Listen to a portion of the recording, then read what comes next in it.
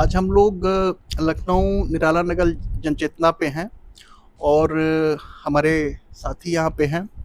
साथी राजू जी, साथी विकास जी और हमारे साथी राजेश जी। हम लोग एक बातचीत करेंगे साहित्य और साहित्य का जीवन में क्या योगदान होता है, क्या रोल होता है उस पर, और इस परंपरा पे बात करेंगे कि हम जब अध्ययन करते हैं तो उस अध्ययन के प्रतिफल में हमारी चेतना बढ़ती है और उस चेतना का हमारे समाज में क्या असर होता है और वो किस तरीके की जिम्मेदारी एक इंडिविजुअल को देती है। तो इन तमाम विषयों पे हम लोग बातचीत करेंगे। संक्षिप्त बातचीत रहेगी, बातचीत का सिलसिला। साथी राजू जी, मैं ये जानना चाहूँगा कि जनचेतना ने निश्चित तौर पे हम लोगों को पढ़ने की एक आदत दिलाया है और हम लोग जब पढ़ते हैं तो महसूस करते हैं जो हमारे अंदर एक प्रकार की चेतना पैदा होती है, वो चेतना एक जिम्मेदारी भी देती है। तो क्या लगता है और कैसे आप जनचेतना में आए, कैसे आपकी ये यात्रा रही है, उस सब के बारे में हम लोग जानना चाहेंगे। साथी राजू जी। जी बिल्कुल। मेरा नाम राजू है और लखनऊ में मैं इस समय हूँ। और मैं ये समझता हूँ कि जो ज्ञान है वो निजी संपत्ति नहीं है, वो सामाजिक संपत्ति है। और बहुतों लोगों को ये लग सकता है कि भाई हमने पैसा खर्च किया है, हमारे माँ बाप ने हमारे ऊपर इतना समय बिताया है, वक्त दिया है, पैसा खर्च किया है, तो किसी को ये लग सकता है कि भाई ये तो मैंने हासिल किया है। लेकिन मैं ये मानता हूँ कि ज्ञान एक सामाजिक संपत्ति है और वो समाज से हमको मिली है। जैसे कि अगर हम लोग विश्वविद्यालय में पढ़े तो अगर विश्वविद्यालय तक हम ना पहुँचते तो शायद ये सारी चीज़ें हम नहीं पा पाते। और उस विश्वविद्यालय को, उस कॉलेज को बनाने में मज़दूरों का, इस देश के मेहनत कशों का एक बहुत बड़ा योगदान है। उसको वो खड़ा करते हैं लेकिन वो वहाँ पढ़ नहीं पाते हैं, उनके बच्चे वहाँ नहीं पढ़ पाते हैं। तो हम नौजवानों की और हम जैसे ऐसे सोचने वाले लोगों की जिम्मेदारी है कि जो लोग ये सारी चीज़ें हासिल नहीं कर पा रहे हैं, जिन तक साहित्य नहीं पहुंच पा रहा है, हम उनको इन सारी चीज़ों से परिचित कराएं। तो इसी क्रम में मतलब उत्तर प्रदेश के अलग अलग ज़िलों में और गांव तक के इलाकों में हम लोग ऐसी छोटी छोटी प्रदर्शनियाँ और ऐसी छोटी छोटी लाइब्रेरी वहाँ पे स्थापित किया जाए, इस तरह का काम हम लोगों ने अपने हाथ में लिया। साथी, मैं ये जानना चाहता हूँ कि मतलब ऐसा क्यों है कि शासक वर्ग लोगों के पढ़ने का अधिकार, जैसे मेरा मानना ये है कि भाई जैसे एक छोटा बच्चा होता है, उसके भरण पोषण के लिए हम उसको फीड करते हैं। उसको ये नहीं, छोटे बच्चे को ये नहीं कहते कि भाई तू जा मेहनत कर, कमा और अपने लिए खा। उसको फीड करते हैं क्योंकि हम ये जानते हैं कि ये हमारी जिम्मेदारी है। तो वो उसकी चेतना डेवलप हो, उसके लिए बचपन से उसको अध्ययन मिलना चाहिए। और ये अध्ययन की जो जिम्मेदारी है वो आमतौर पर स्टेट नहीं लेती है। वो कहती है कि भाई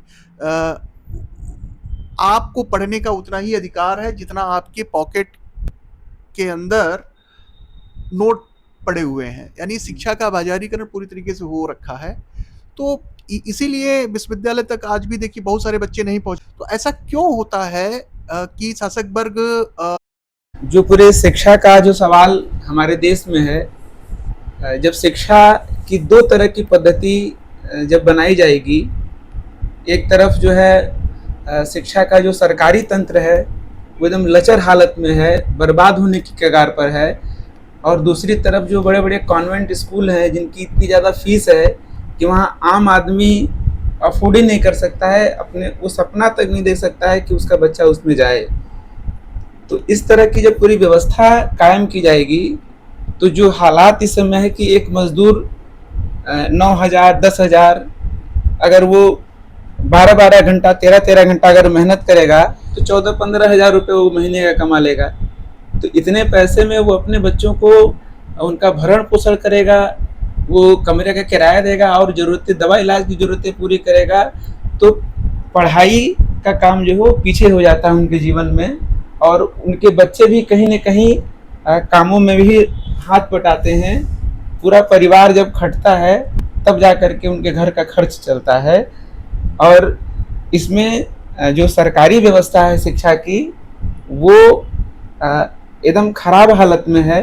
अभी जैसे उत्तर प्रदेश सरकार जो है 5000 विद्यालयों को जो है बंद कर रही है, इस नाम पर कि वहाँ पे बच्चे नहीं आते हैं पढ़ने के लिए और उसको मर्ज कर दिया जाए। लेकिन हमारा कहना है कि सरकार का काम तो ये होना चाहिए कि बच्चे अगर वहाँ नहीं आ रहे हैं तो उनकी संख्या कैसे बढ़े, इस दिशा में सोचे। लेकिन इस दिशा में उनका कोई कदम नहीं होता है। असल मायने में क्या है कि जो शासक वर्ग है वो पूरी तरह से पूंजीपतियों के लिए काम करते हैं, और उनको पूंजीपतियों को सस्ता श्रम चाहिए होता है कि उनके कारखाने में कम मजदूरी पर काम करने वाला मजदूर आए और वो इतना ही पढ़ा लिखा हो कि मशीन थोड़ा चला लेता हो, थोड़ा हल्का फुल्का टेक्निक चीज़ें जानता हो, और इसी रूप में उनको जो है कि सरकारी विद्यालयों में उनको शिक्षित किया जाता है। और फिर एक सीमा के बाद जो है 8वीं तक 10वीं तक पहुँचते पहुँचते उनकी पढ़ाई रुक जाती है और वो दिल्ली, मुंबई, लुधियाना जैसे कारखानों में जाकर के मजदूर बन जाते हैं, वो भी खटने लगते हैं। तो इस रूप में उनको शिक्षा से मतलब वंचित करने का ये कदम होता है शासक वर्ग के द्वारा पूंजीपतियों की सेवा करने के लिए। इसमें एक सवाल ये भी है कि आमतौर पे हम लोगों को ये बताया जाता है और मीडिया के जरिए कि देखिए यूरोप में सारी बड़ी कंपनियों के जो सीईओ हैं वो भारतीय हैं। जैसे बहुत सारे उदाहरण है, राफेल नडेला का बात होता है, उसमें सुंदर पिचाई का बात होता है कि देखिए ये सब भारत में पढ़े लिखे भारत के लोग हैं और ये तमाम कंपनियों के टॉप लीडर बन के बैठे हुए हैं। तो अब सवाल ये है कि इस तरीके का भी ये प्रस्तुत करने की कोशिश होती है कि पढ़कर हमारे यहाँ से लोग बढ़ गए और जो लोग पढ़ के आगे नहीं बढ़ पा रहे हैं तो ये उनके अपना व्यक्तिगत दोष है। तो आपको क्या लगता है कि ये व्यक्तिगत दोष है या वो कौन सा डर है कि लोगों के शिक्षा के मूलभूत अधिकार से वंचित रखने की कोशिश हो रही है? मतलब देखिए, इसमें मुख्य बात यह है, एक लेखक हैं, उन्होंने कहा था कि हर जो है संपत्ति और साम्राज्य मतलब अपराध की बुनियाद पर खड़ा होता है। और ये दिखाया जाता है कि बहुत सारे लोग जो है कि मेहनत करके वो पूंजीपति बन गए, इतना बड़ा इंडस्ट्री उन्होंने खड़ा कर लिया, लेकिन अगर आप उसकी पड़ताल करेंगे, उसकी तह में जाएंगे, तो न जाने कितने अपराध के बाद वो सारी चीज़ें खड़ी हुई।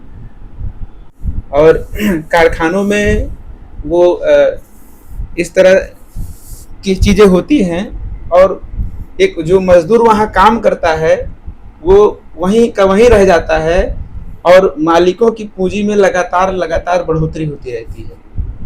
जैसे एक उदाहरण है कि अगर कारखाना 8 घंटा चलता है कानूनन, वैसे तो कहीं 10 घंटा और 12 घंटा भी होता है, लेकिन जो कानूनन है वो 8 घंटा काम करने की है।